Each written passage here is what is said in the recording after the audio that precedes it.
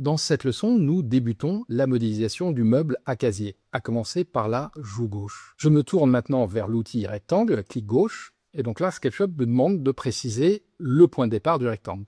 Je vais cliquer, je vais me rapprocher de l'origine, donc là, le mot origine apparaît, j'effectue un clic gauche. Maintenant, si là, je ne maintiens pas le clic, donc là, j'ai relâché le clic de la souris, et si je me déplace ici dans ma vue 3D, SketchUp voilà, va créer un rectangle, néanmoins n'est pas certain de l'orientation de celle-ci. Donc je vous invite ici à vous appuyer sur les flèches pour verrouiller les plans de construction. Si je clique vers la flèche qui monte, la flèche vers le haut, je verrouille le plan de la vue de dessus. Si je clique maintenant sur la flèche de droite, je verrouille le plan de la vue de droite.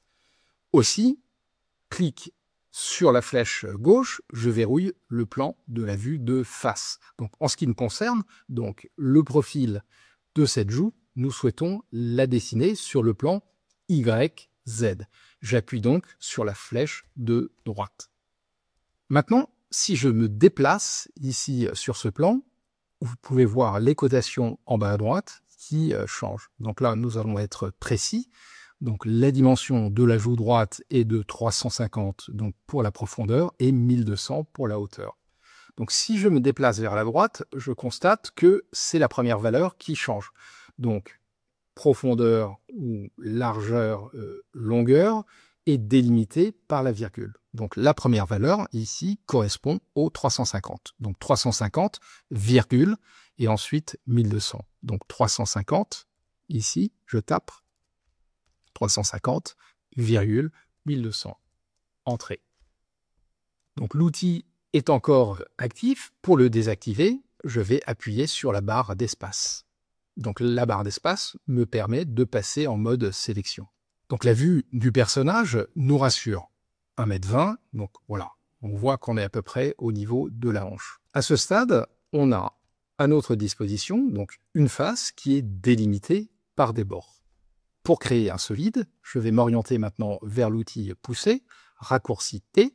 Je peux sélectionner maintenant la face ici et la tirer vers la droite.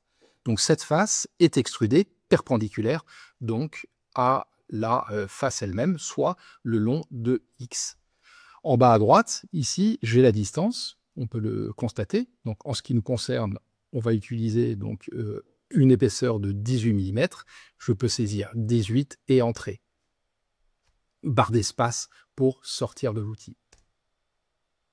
Cette géométrie que nous venons de créer est en réalité constituée d'une myriade d'éléments. Je peux sélectionner ici la face et la supprimer. Et donc là, on peut voir qu'il nous reste ici 5 faces et des bords. CTRL Z pour revenir en arrière.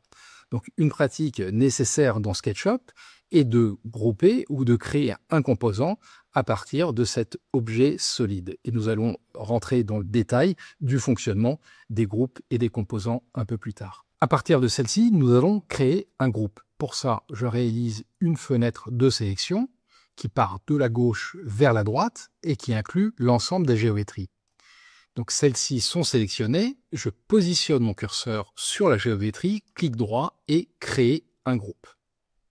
À ce stade, pour confirmer donc la création du groupe, je peux me tourner ici vers les panneaux et donc information ici sur l'entité et j'ai bien un groupe solide.